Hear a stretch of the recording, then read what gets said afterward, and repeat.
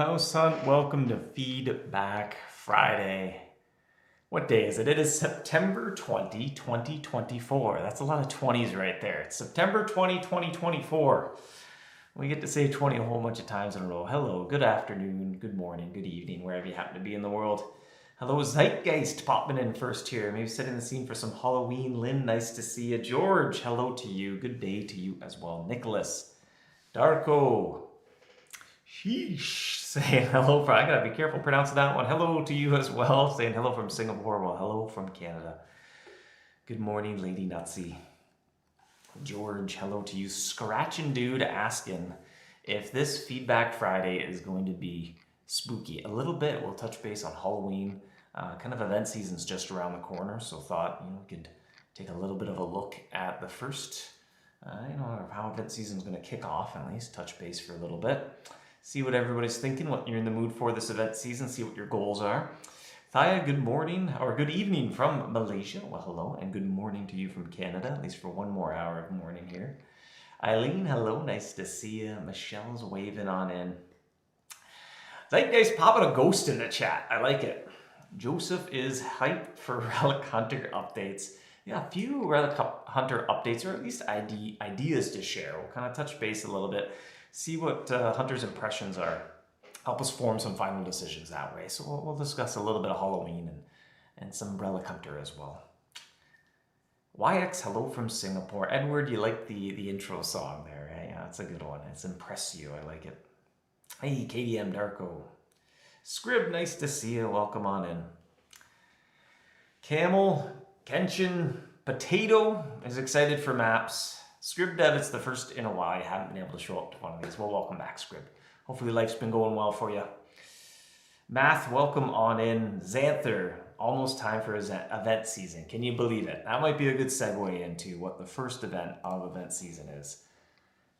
It's come to be known as event season anyway. It kicks off with Halloween, and the Boiling Cauldrons are making a return. I feel like it's a very popular event. Definitely lots of excitement and positive feedback around the Boiling Cauldrons. I know I'm looking forward to it as well. Especially, hey, those Dragonbane potions. Those are going to maybe be particularly exciting this year if you're looking to stock up on some Dragonbane charms. And sometimes that's a lot of the fun of the event. We often reflect about how event and permanent areas have this nice relationship in a way, right? Where you have these goals and permanent areas, and then the events come by and they give you a little bit of a different way to stock up on some supplies. And then kind of event season comes to an end, and you take some of those supplies and you return to those areas and you put them to good use, and it kind of ebbs and flows in a way, especially some of the meteor areas. I don't mean Fort Rock's meteor, I mean more grand areas, if you will. Like the Draconic Depths is definitely, there's a lot to explore and accomplish there, and a lot of supplies you can stockpile up on to help you out in that area. So it has a good relationship with the events, I think. I think that's what drives a lot of the fun. Hey, Math, welcome on in. Lady Nutsy putting a coffee emoji in the chat. That's going to make me want to sip my coffee. Thank you.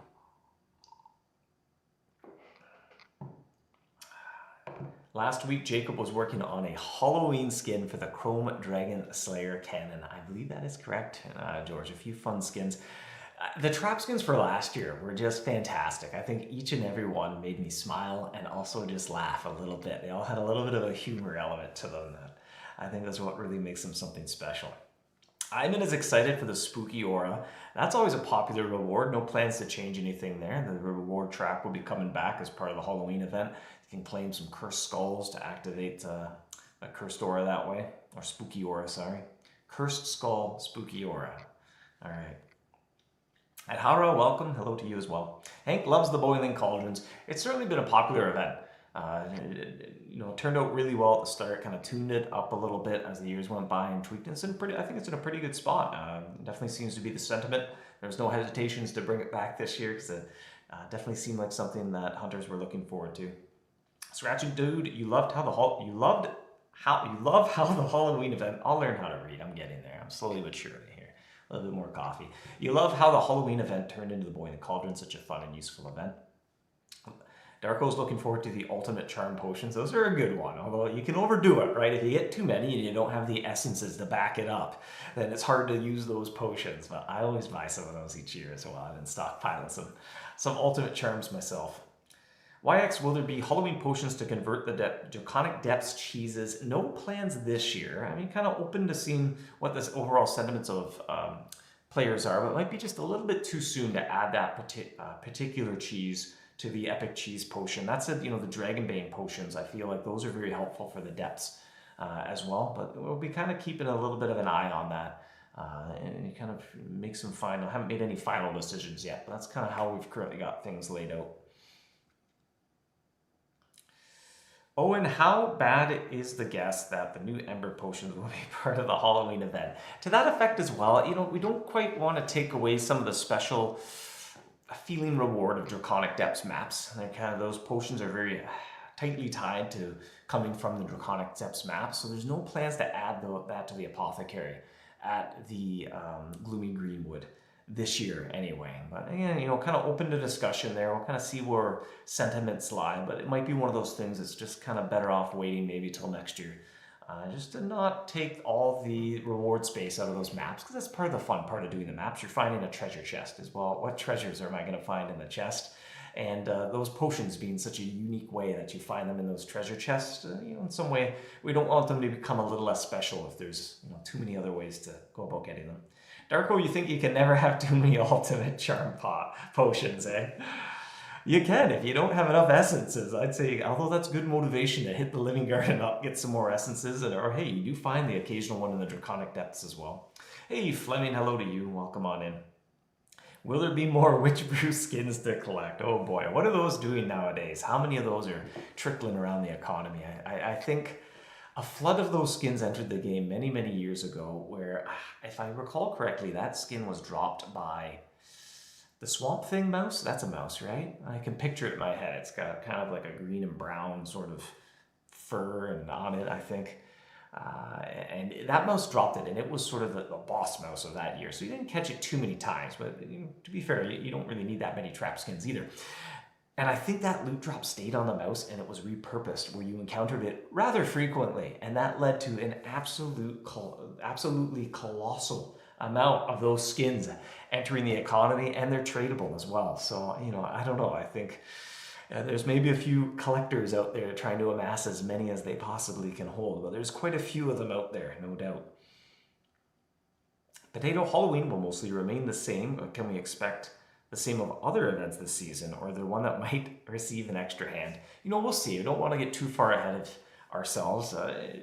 So, again, nothing in stone, but open to seeing, what are players thinking? What are you looking for? I know as the years have gone by, the Super Brie factory has left a little bit to be desired, or it's definitely run a few times.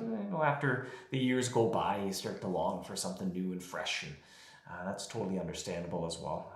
That said, we like the identity of the event. Super Brie event with the Super Brie factory to celebrate the game's birthday or anniversary, however you like to refer to it. Like being an opportunity that a lot of players can stockpile up on Super Brie, and certainly you can get quite a bit of Super Brie out of the event. So you might want to keep that identity, still be an event where you can get Super Brie from it, and it also feels just appropriate. We're celebrating another year of the game being in existence, and there's just some nostalgia about Super Brie being the magical, most special cheese in all the kingdom. This feels like a nice time, and you can earn a whole bunch of it. So I think we'd want to keep that identity if we could, but we have been brainstorming a few different options for the birthday event as well. Will drilling door blue cheese be in the Epic Cheese Potion? Again, I don't think that cheese quite fits the bill of it being like this epic, cheese where a few pieces get you a lot from it. So I don't think that's going to be added to the Epic Cheese Potion either. That potion might kind of be good as is. But, again, we'll be keeping our ears to the ground, and, as we play test and pull things together, plans change over time, but that's kind of how we have things for the moment anyway. Then come to think of it, having limited Cursed Skull will make us use it efficiently. That's for sure, right? A resource is only interesting if you have a finite amount of it. So you have to make some decisions around when you want to use it. It's an important part of any resource, is managing how often you use it. Swift says, Stormy Clam and Bear potions used to be exclusive to the Folklore Forest maps as well. Yeah, certainly, and some lessons learned. So I think some awkward things happen with that potion when you can collect it at a time that you're not also amassing grubs from the pond, because that potion's very useful when you have too much of something and you want to convert it into something else. So if you just get the potion, it's a little bit like, I don't know, getting the gas can, but not getting any gas to put in. It's like, what am I going to do with all these gas cans? I don't have any gas. So the gas cans are worthless. The container is only valuable when you have a lot of the thing that goes in the container. I think my metaphor is falling apart a little bit here, but hopefully you get my drift. In that, the Stormy Clamamber potion, there's almost too many of them around, and they didn't feel special because nobody had anything to pour them on. It's like having that container and nothing to put in it, and so the container doesn't, doesn't have a use for you. So again, we want to tread lightly, not kind of recreate that little bit of an awkward effect in it. And I think overall it made things a little less special, a little less fun that way. So we're just treading carefully. Yeah, Iman has totally reasonable suggestions for new potions there, yeah. Edison, what's the new trap-based skin for this year's Halloween? Now, typically we don't do a new base or new trap for Halloween. We have the reward track going. The Cursed Skulls are a big part of its identity. Definitely the potions that you earn. And we're trying to spread that out a little bit across the events as well, so that the Great Winter Hunt can be one where we add new limited edition items to find and collect nice I was here moments. And kind of that's where we've settled on for the past few years anyway, but it's definitely, I can understand the sentiment of sometimes it's nice to have that limited edition item, even if it's not something you're going to use. It was an I was here. It's almost a very unique collectible that you can arm on your trap. So we don't want to do away with the notion entirely, but no plans for any sort of limited edition trap or anything.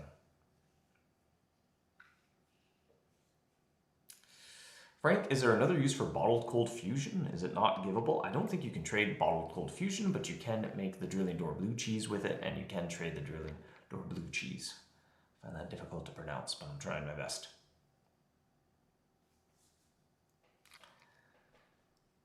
Summer can't wait for the Halloween event. There's an irony there. Summer can't wait for autumn to arrive, I guess, is my takeaway there. But nice to see you, Summer. Hopefully you're doing well.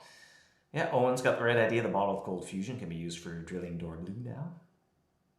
Dallas loves a good Dave metaphor. I try. I overdo it. Sometimes I think I make a few members of the team laugh a little bit here. They might be laughing at me. No, they're laughing with me. I can laugh at myself too. I push metaphors to their limit. How is Ronza doing? Haven't heard from her in a while. We'll have to see. It'll probably be next year before you see her sailing in again. Will there be a new boss mouse this Halloween event? Well, I said no plans to. One thing, as the years have gone by, it's been a little bit difficult. We were in a routine where we're always adding more mice to the events. And there definitely is, it's almost too much of a good thing, or the more of something there is, the less special each one becomes. It gets harder to remember, who all these characters are, how you hunt for them, etc. And even from a design standpoint, the Winter Hunt kind of suffers from this a little bit. It gets difficult to find a place to put all those mice. Maps get into a bit of an awkward spot where even if you don't try to make any particular mouse rare, when you have enough of them, if you have 100 mice and you split their rarity equally, well, each one only has a 1% chance of showing up, right? So as you add those more and more mice, sometimes it creates some adverse side effects with maps and other things where the mice become rare, and you don't really mean for them to be rare. There's just so many of them, and you can only get one every hunt that, well, as a result, they become rare. So we've kind of pumped the brakes on adding too many event mice unless, there's a really strong reason to do so. And I'd imagine as events get overhauled and reimagined, that's often the time where, all right, a new character is called for here to kind of make the narrative work. Swift, it's been quite some time since we've had any collectibles other than journal themes. That's fair enough. It's been on the back burner. We'd like to really reimagine collectibles. There's been kind of lukewarm feedback as the years have gone by. And I think there's a few people on the team who have this vision in their mind of a much more fun collectible system. And it's just, there's only so many hours in the day. So it's been on the back burner. I think we're just hesitant to add them until we can make each one a little bit more special, or make a system that we're proud of, and the type of collectible system that we have fun interacting with. Whereas, right now it just kind of seems like there's just a whole bunch, and they're all thrown in there, and it's hard to keep them straight, know where they come from. So there's some creative iteration I think needs to happen with collectibles before we can really lean into it and make it something special. Peter's good without a new event mouse. One less crown to cross off the list, I guess, Peter. Can Scholar Charms be unequipped after Zuriel is caught? I mean, there's no immediate plans to do that, but that would be it would be nice to review some of the older content in the game, just kind of put it through a new lens. There's definitely some ideas kicking around in the idea bank of how to better manage your trap setup based on, phases and conditions, but it's a large project. It's hard to fit in there. YX asking, why is there a plus sign behind Super Breed Plus? You can thank Joel, who was one of the original members of the team, and he came up with the name Super Breed Plus, as far as I recall anyway. I mean, it was almost 17 years ago, but as far as I recall, he kind of came up with the branding of it. And just to give it a little extra special flair, right? Sometimes the fact that you asked the question of why is it there made you notice it was there, I guess. Don't quite know the exact motivation, though. You still have memories of the candy corn and Ghoul Gonzola cheese. That has to be one of the most nostalgic Halloween MouseHunt memories I have as well. George, alas, there are no plans for limited edition items to ever make a return. I mean, never say never, and we're always open to, considering alternatives, but right now the plan is that nope, limited edition means once they're gone, they're gone. You can't get them again. That might be a nice little segue away from the Boiling Cauldrons here. We can take a look at the Relic Hunter. So in the past, during November, has been the change of the Relic Hunter season, and we're in season 10 of the Relic Hunter. So there has certainly been more than a decade. I mean, it was 11 years ago, kind of started this seasonal content. So as you can imagine, even just the way the game functioned and what made the game fun 11 years ago, I think that's grown and changed over the course of a decade. And we certainly have years and years of feedback and player sentiments and things to reflect upon. And it became clear that there's some fun parts of that Relic Hunter season, but there's also some frustrations as well. Right? Some things that just don't feel very strong about it. One is the annual limited edition rewards. Didn't really seem like they had much fun. I think they worked really well 10 years ago when the game was a little bit smaller. There were fewer hunting locations. Typically, players were all around the same title as well. It was easier to come up with a base that a lot of players would find fun and interesting and then go put it to good use as well. But as the game has grown, that gets harder and harder. Without making a whole set of like 10 bases or something, and it kind of gets a little bit out of control. And there's definitely been a sentiment of feeling forced into doing something you don't particularly want to do. I think the underlying sentiment we've gleaned over the years is that the Relic Hunter maps are, they're fun for what they are, but it's kind of, hey, don't twist my arm and make me do one of those just to get this limited edition prize that I'm worried that, well, if I don't get it, I'll never be able to get it. So you feel like you've been coerced into doing something you don't want, which doesn't really fit what the objective of an entertaining game is, right?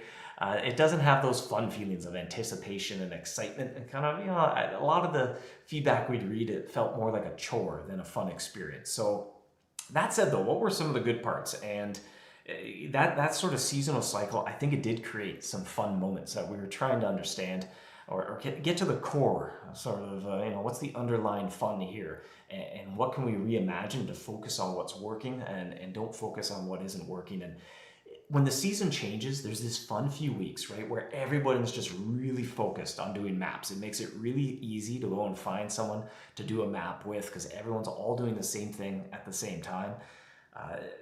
That has the feeling of an event. I think that's part of the fun of just events in general is just we as humans, we like to all be doing the same thing at the same time. It's why going to, I don't know, like a busy concert feels fun. Sure, you're seeing a performance and that's part of the entertainment, but you're in a crowd too, and there's an energy and everyone's interested in the same thing and talking about the same thing. It definitely makes it fun. So it kind of created that moment, right? The season would change, and we noticed the same thing when we announced the season's ending. It's almost like that gets reinvigorated. Anyone who didn't go and get the bases when the season started would then go and get it when it ended. Very few people would do it in the middle. You'd either do it right at the start or you'd wait until the last second and you'd do it right at the end. So it was this interesting little moment in November where it just feel like, hey, everyone's just doing maps and it's easy to find someone to do maps with. And those were some of our takeaways. And we were doing some ideation now to try to lean into that more. How can we create that same sensation of, hey, everyone's just kind of, for a little bit, everyone's focused on maps, at least anyone who's interested in it. but remove some of the frictions of there being an Ellie reward. You're not going to miss out on anything if you don't do it. It's just a fun time to be doing maps.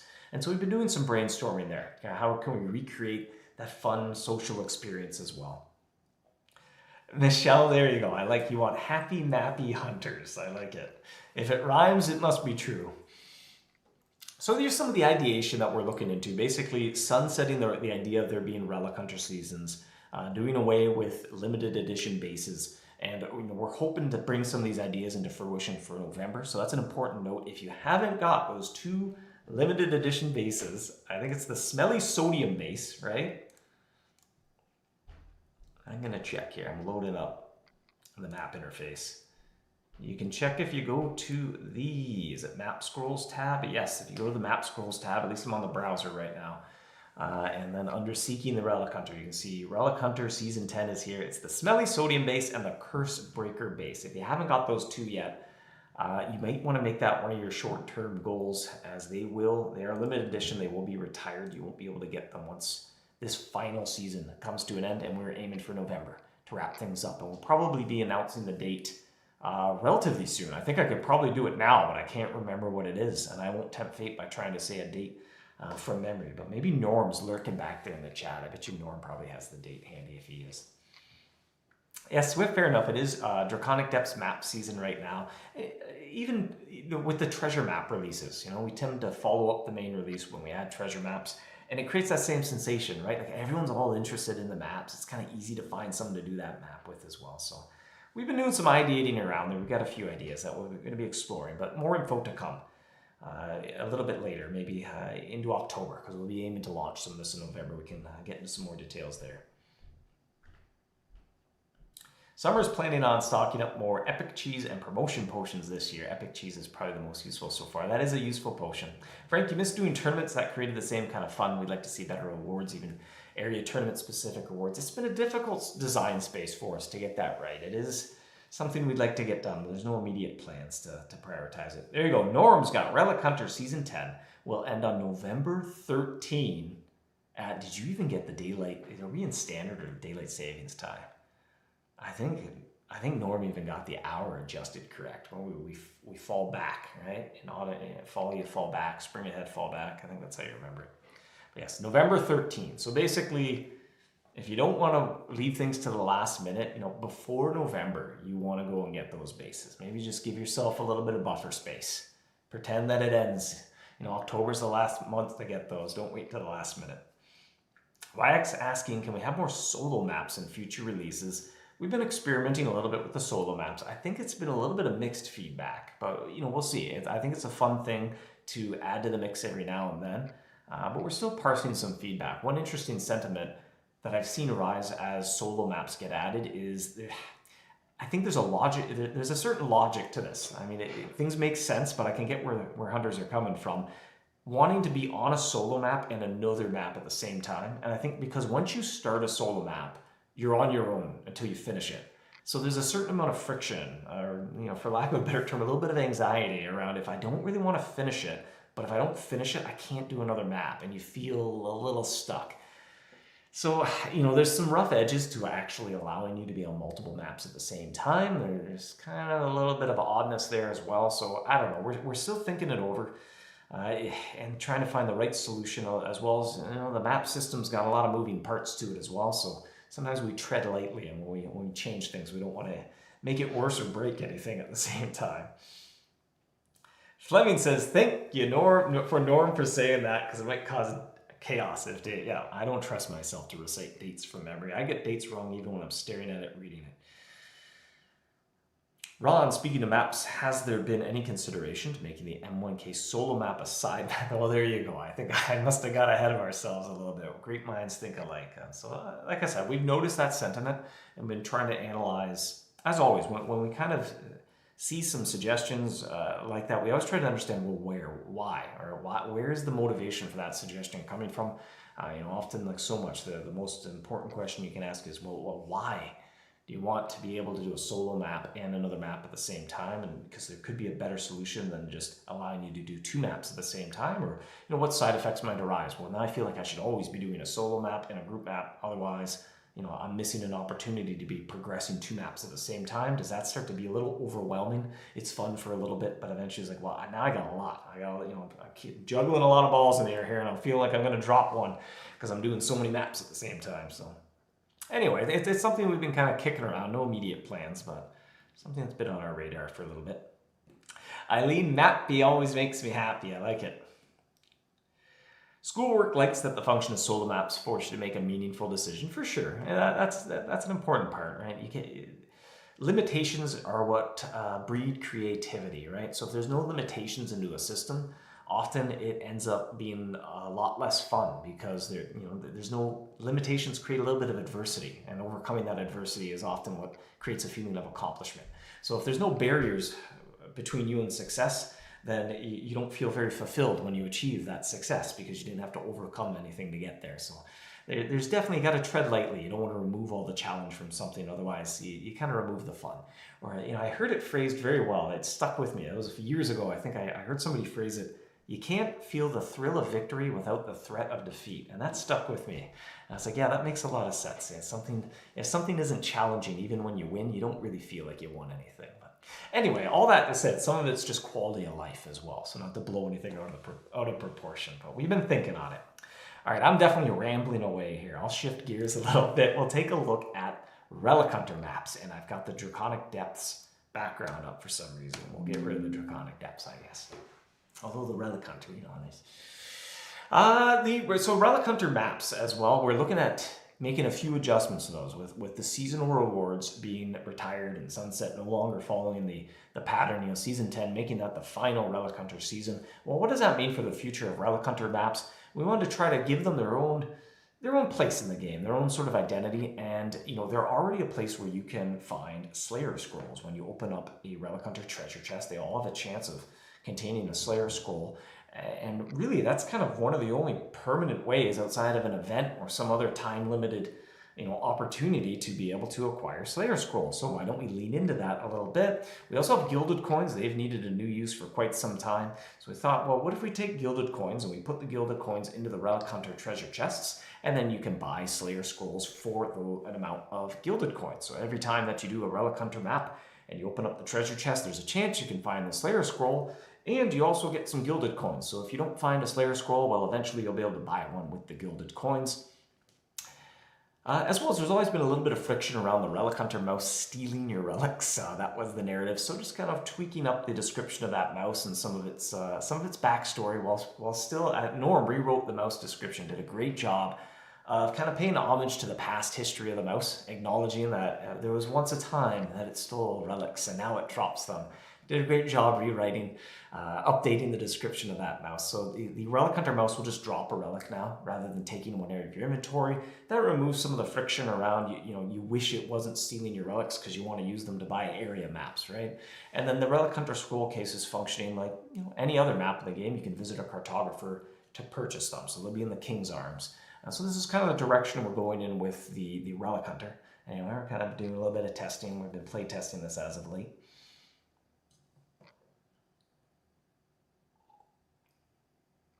Swift is suggesting a solo map with every single mouse in the game. I don't know. I think that sounds fun, but in practice, I don't know how fun it would actually be when you sit down to do it.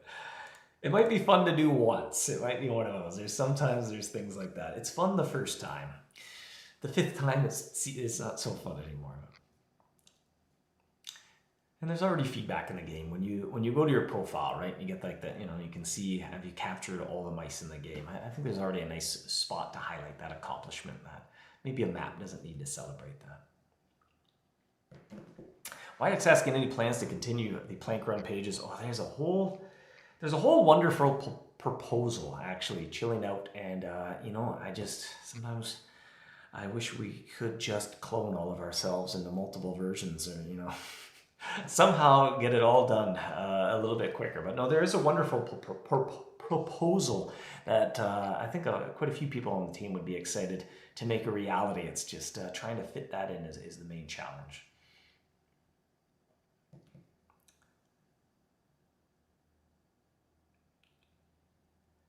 Lynn always hated the Relic Hunter mouse stealing your stuff. You'd leave an area you wanted to be in for 24 hours. Well, Lynn, one solution we had, at least for the meantime, hey, it's planned to go away soon, but there is a limit on how many Relic Hunter scrolls you can hold at a time. So as long as you never open one, eventually the Relic Hunter will stop stealing your relics. And I think the limit was 30. Maybe that could be today's trivia question, because I'm realizing I don't think I have a trivia question prepared, but what is the max inventory quantity of Relic Hunter scroll cases? And once you reach the max inventory quantity, the Relic Hunter kind of leaves you alone. You still encounter her and you capture her, and the count goes up, but she stops stealing your relics. So she'll kind of leave that inventory alone. Yeah, Norm highlighting, we will be removing the max inventory quantity on the Relic Hunter scroll cases. You'll be able to buy them from the shop. So, if you have 1,000 relics in your inventory, you can just go buy 1,000 scroll cases. Now, that seems like a lot of scroll cases to buy at once, but should you be motivated to do so, well, go for it. Are they going to be the same gilded coins from the birthday event? Yep, the same gilded coin that exists in the game currently. So this will be a way to get gilded coins outside of events and time-limited opportunities. And even if it's a map even Eileen is not too interested in, that might be a little overboard of a map then. Michelle says, but you'd still do it, wouldn't you? Probably. I think you might do it once. 20 scrolls, not 30. Here we go. I'm going to just trust. I'm going to trust that Swift has the correct answer. That's the informal trivia question for today. Look, I'll even put the reward link in the chat a little early. I did make a reward link. Oh, it disappeared. Good thing we backed them up. Where is it? There it is. Copy the link address. Do I have it copied? I sure do. I'm going to make sure it works. Hey, it's a gift from Larry. I'll put it in the chat for your clicking convenience. You can congratulate Swift for getting what I'm going to trust is the correct answer, because Hank and Michelle and Prue and Lady Nutsy and LD and Philip also all said 20. I'm going to trust that many people can't be wrong. Fleming threw out 42. I'm going to say that's incorrect. I don't know how he would pick 42. Swift asks, what happens to scavenger maps? They should function the same way. They're basically the same as a Relic Hunter map. Relic Hunter cases are a great way to get rare map just upon opening. Yeah. So you can at least buy them all at once and open them and throw them away. You can navigate the interface for a while. Will they stop dropping map dust? No plans to change anything else about them, just how you acquire them. They'll function the same way though.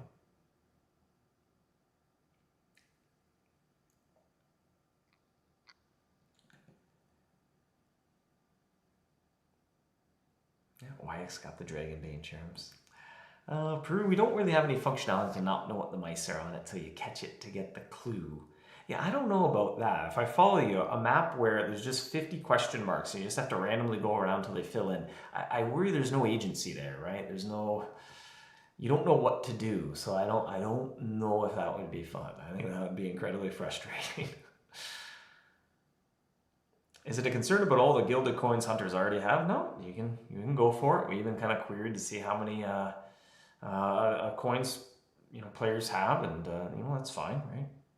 You already acquired them, so they're yours. Really, the coins have needed another good consumable use for a while. There's some trap skins, but typically, there's no one out there who's bought 1,000 of one of the trap skins for some reason or another. Potato, can we expect regular updates to the Gilded Coin store to keep it fresh? I don't know if I would expect it as an absolute certainty. Certainly there might be opportunities to add some new trap skins from time to time. That said, there are going to be some new consumable uses for Gilded Coins, so then there'll always be a use for them. One of those being a Slayer Scroll, so you'll be able to get Slayer Scroll any time of the year if you have enough Gilded Coins.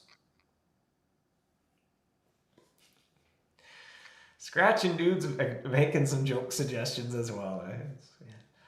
Sometimes it's a fun brainstorming exercise. When you're stuck and you're trying to come up with an idea, start thinking of the worst idea you can possibly think of, because you never know. Sometimes you're like, but wait, hold on, if we change that a little, actually that might work. And sometimes it's just a fun exercise. Or another thing you might be able to do is give yourself a limitation. As I was saying earlier, limitations are often what breed creativity. So sometimes you just, what about if you weren't able to, do X, Y, or Z? How would that affect you? And sometimes that sparks some creative ideas.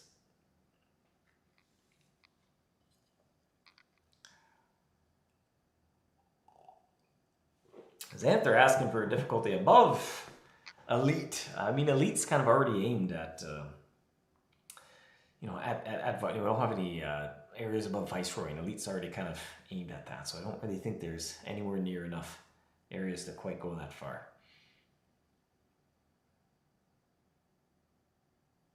Oh, and you think Gilded Coins and King's Credits feel similar and possibly overlap? I don't think so. I don't think so. I mean, King's Credits, they're in perhaps a bit of an awkward spot, but they do, a lot of them come from maps. There's more sources of them out there, and they often give you a lot of consumable resources to use in your endeavor. So it's a way of almost picking what you would like as your reward from the map, and you might be able to put them to good use to continue mapping or pursue other pursuits. Gilded Coins have a much more narrow identity. They just have very, very specific things that you can purchase with them. Gilded Trap Skins and now a Slayer Scroll, and kind of they fall under the realm of the Gilded brand, if you will. It's a much more narrow sort of things. They're not nearly as open-ended. Fleming, the worst idea you can think of, drop database. There we go. The test our backups event. Yeah. A nightmare level map above Elite. I mean, in some ways, the Slayer maps, the Lightning map, the Origin of Dragon map, you can think of that. That's like the tier even above Elite, because it's a fairly lengthy map, and it just has all the hardest mice on it, right? So in some ways, I think that already fulfills that role of what's being a map above Elite. And two, when you get into that difficulty level, one thing we've kind of picked up on over the years is best it's left as a means of you kind of opt into doing that. It's a little bit awkward. Even the Elite, I think, has a little bit of friction because they're fairly challenging. And they're rewarding, but they're not maybe as rewarding as a Slayer. They don't have a unique aura and stuff going in there. And you open it up and you find one. It's like, I don't know if I really want to do it. So that level of difficulty is often best set up where you as a hunter, you're going to opt into it. You're going to be like, no, I feel like I'm ready for this. I asked a couple buddies and they're all down for this map. Or, I know, there's somebody who's going to help me on this map. I'm ready to go.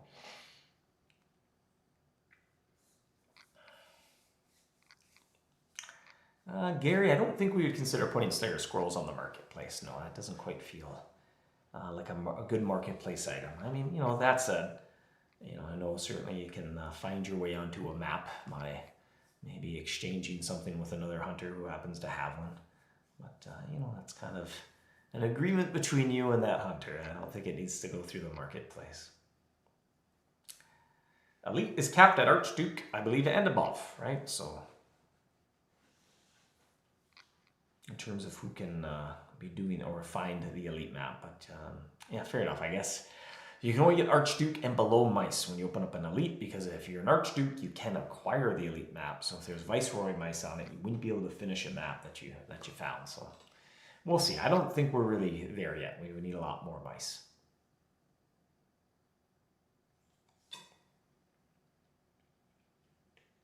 The Slayer cost is too low. You're going to get flooded with bait keep charms. I don't think that's going to happen. Schoolwork. I don't think that's too big of a concern. Are there any plans for another refactor base in the Folklore Force finale? Or did we get the last one already? Oh, we're getting really far ahead into the crystal ball here. But, tentatively speaking, we'd like to continue that line of base, yeah.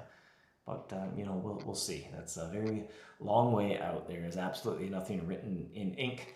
And there's been a few different ideations or a few different variations on an idea of how to upgrade that base, combine it with other bases. Who knows? There's lots of different fun ideas kind of hanging out there that we're going to kind of work through and see what we can vet. I don't have trivia to segue into. I guess we did the trivia. I could put it up on the screen here in case you like typing it out, I guess. Look at here. I'm going to use this Relic Hunter map. Do I still have it pasted in here? Yes, I do. All right. We're going to use this box to put up the reward link for this week's trivia, just in case. It needs to be documented on the screen and not just in the chat, but I did paste it in the chat. It was 5 Dragonbane charms. And we did an impromptu trivia. What was the max inventory quantity of the Relic Hunter scroll case? My guess was 30. I was wrong. It was 20 was the correct answer.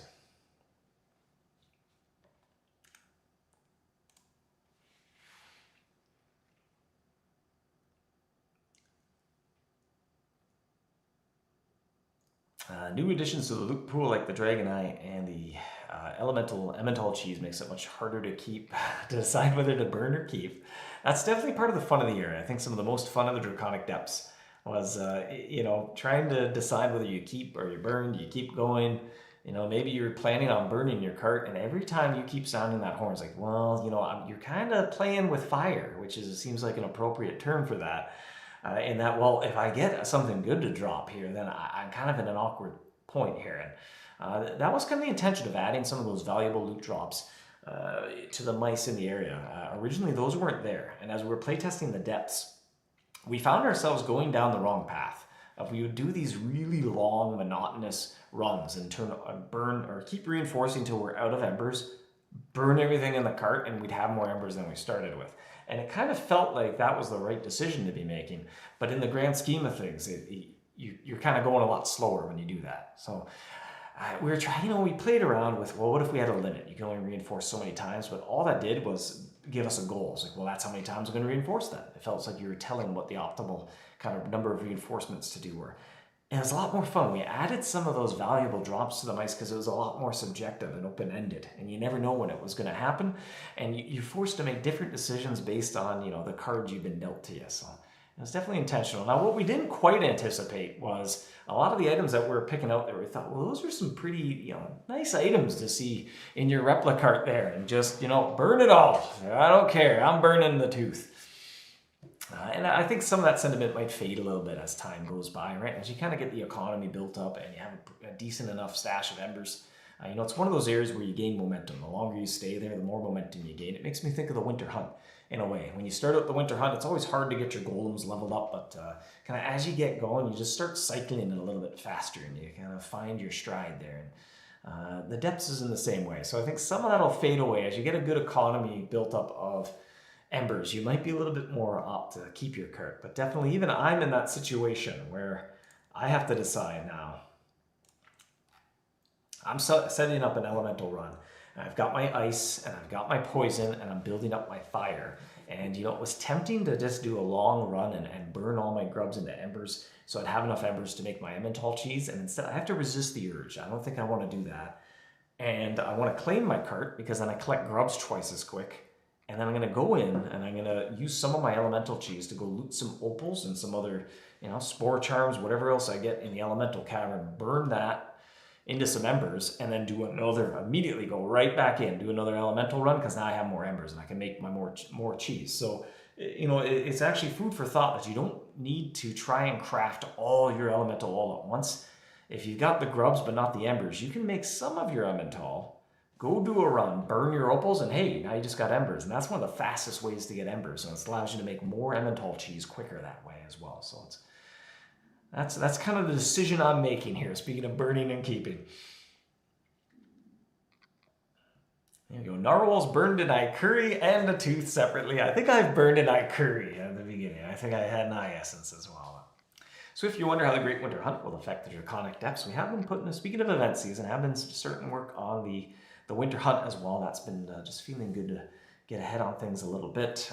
While we've been putting together Halloween, we've been able to be looking at the Relic Hunter for November, and we've already been putting together the Winter Hunt as well, putting together some golem rewards. It's been feeling pretty good. I mean, you can't wait for Halloween event. Getting stressed with the Draconic Depths. You know, it is one of those areas. You can think back, you know, even a metaphor I used a while ago, some areas are a little bit like a crossword puzzle where you're going to sit down and you're going to finish it in one sitting. And, you know, maybe one sitting in the world of MouseHunt is still quite a lengthy journey, right? When you only hunt once every 15 minutes. But you show up at the area and you see your goal and you stay in the area till you're done it. And then you kind of, you know, go on and move on to another goal. You know, there's certainly lots of other areas where they're a little bit more grand than that. And you might show up, have a goal in mind, you accomplish that goal, and then you kind of move on to something else. And every once in a while, you come back to the area to chip away at that goal. There's certainly been lots of areas, even some newer areas. The Valor Rift comes to mind. You're probably not going to sit down in the Valor Rift and do absolutely every single thing without ever leaving it and doing something else to take a break between, right? You're probably not going to, you might do the adventure, but you're probably not going to go and get all the codex pages and do a big prestige push and all that, right? It's just that's a lot of hunting to do. And it's typically been the type of thing that hunters have fun, taking breaks in between. It's that area, it's just, wow, it's so big. I come back and I just chip away at it every once in a while, and that's sort of the fun cadence that area has. Ties in well with event season as well. You might be working on some of your short and medium term goals, and then hey, a fun event pops up. You grab some supplies from the event, and then after the event, you're like, all right, I'm gonna go back and I'm gonna go chip away at one of my longer term goals that way as well. So it kind of has that feeling to it. It's not a sort of one and done type area, and there's certainly other areas like that, but the different style of areas appeal to different types of hunters as well. I know some hunters like that kind of, I'm going to sit in, I'm going to speed run it, do it as fast as I can, and all right, felt like one nice little bottled quest, I'm done, and now I'm going to go on to doing something else. Other hunters like it a lot more open-ended. This big thing that you're going to chip away at as the years go by, and kind of that way it appeals to different types of hunters. How many dragon embers do you get from burning Fomina's Tooth? You just get one, and therein lies the decision making, right? Do you value all the time that you spent collecting all the loot to get the embers, or do you value that one tooth? And I think that's what makes it such an interesting and compelling decision as well. Lynn, you're always lacking grubs. Lynn, claim your cart, don't burn. I'd say try burning less. It's a little tricky, right? It takes a little bit of practice. It is a bit of a nuanced area, and getting the hang of, well, when do I keep and when do I burn is the most important decision you make in the depths. Just always keep in mind, when you burn your cart, you're collecting grubs at half the speed. So keeping your cart, you collect grubs twice as fast. So if you're low on grubs, you should try to find ways to claim your cart as much as possible. And there's ways to unlock that. Schoolwork for the Relic Hunter update. If rare map just dropped for scrolls and changed, we're going to get into a Great Winter Hunt nice map situation again. I mean, we'll be taking a little bit of a look at that, but it doesn't seem like exactly an immediate concern. Chong, does burning more expensive and rare loot mean more ember? No, you get the same same amount. You get one per item, one per loot. That said, in some caverns you might be looting larger quantities of loot all at once, so the cart fills quickly. So you're making more embers per hunt, even though it's still only one loot to one ember. There's ways to try to get loot as quickly as possible.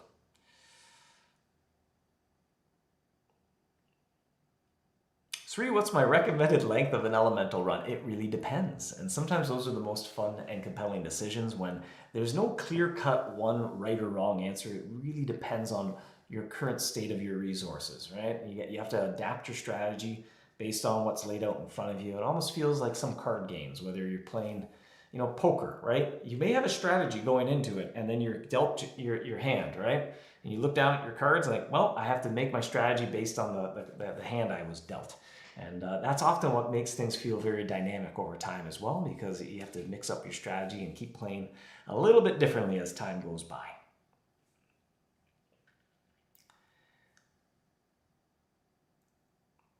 Ivan, the area is teaching me to be patient. I think MouseHunt as a whole. I think that if there's anything, quality in life you learn from playing MouseHunt, it's definitely one of patience. Even just having to wait 15 minutes before you can click the horn. It just definitely imparts a lot of patience upon players, I think. Frank, you would love to see a way to get more condensed creativity? Well, you're in luck, Frank. Just the most recent update, the maps have condensed creativity in it. The Origin of Dragons map has a lot of condensed creativity in it, and you can buy condensed creativity from the general store using Opal. So there are 3 brand new ways to get condensed creativity, and it's pretty clear there is a lot more condensed creativity out in the world than there ever has been if you look at the marketplace price of condensed creativity.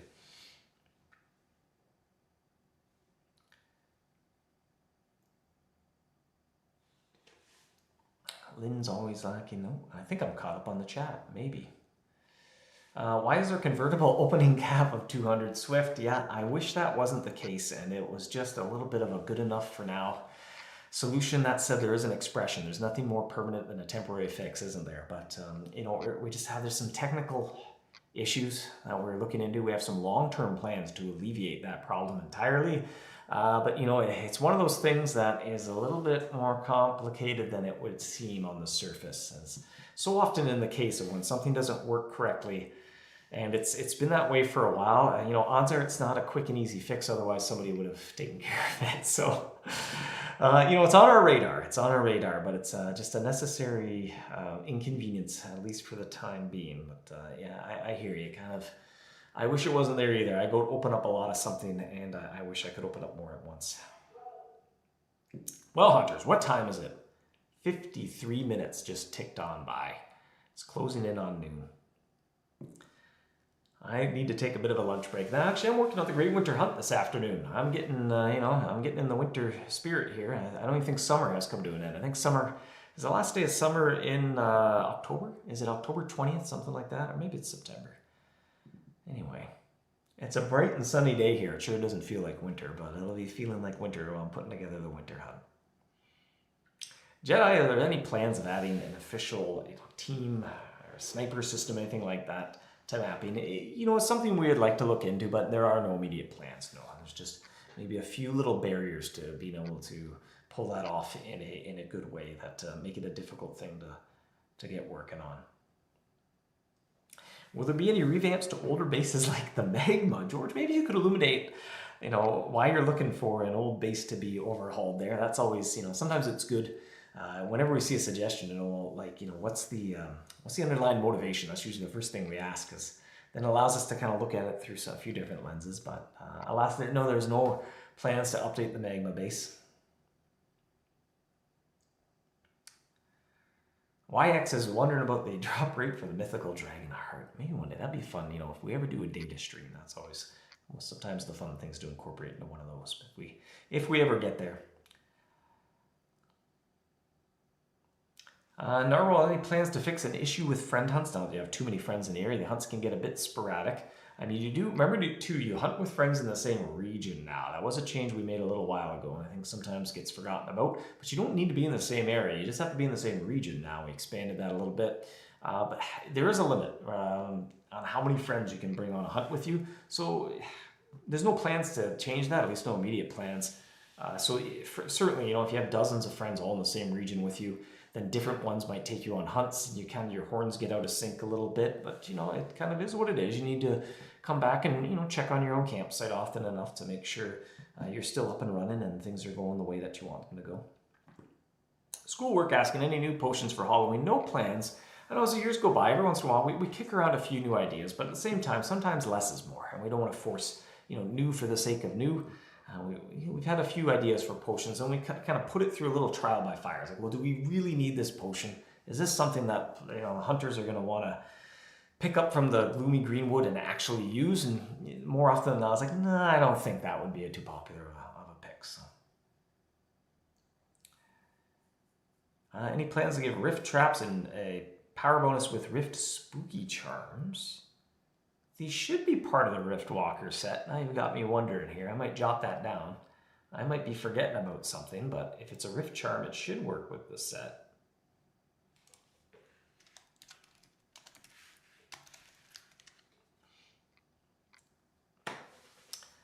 And YX did touch on Plank Run a little while ago. There is a wonderful proposal sitting around as a Google document somewhere. Actually, I think it's a Google presentation. I think it might be a slideshow and a document. I think we're pretty excited about it. It's just hard to find the time to squeeze that in there. All right, I better get going here, or I'm just going to keep on rambling for the next 7 hours here. Who knows? Thank you for joining me, hunters. Happy hunting. Have yourself a wonderful weekend. Again, a quick little recap. You can expect the Halloween event. Boiling Cauldrons is just around the corner. That's coming in October. We're planning some updates to the Relic Hunter, including doing away with the idea of there being seasonal limited edition rewards. So please help spread the word. We'll probably put it up in the news ticker. We'll get those announcements. We'll probably include it in one of the news posts as well that might be coming out in the not too distant future, but we want to help spread the word that if you're looking to get those 2 limited edition bases from season 10, the clock's ticking. There's a due date do that before the end of October. That might just be, get that mentality in there. Don't wait till the last minute.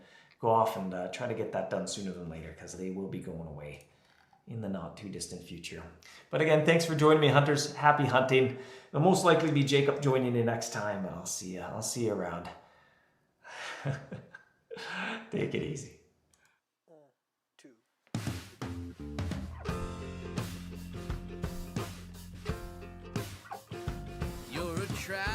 You're a trap, don't seem to mind it.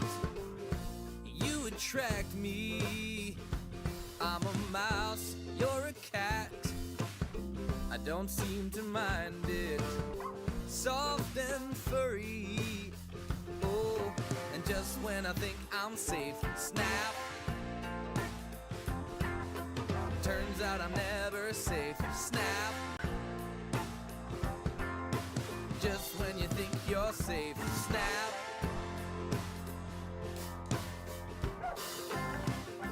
I come back.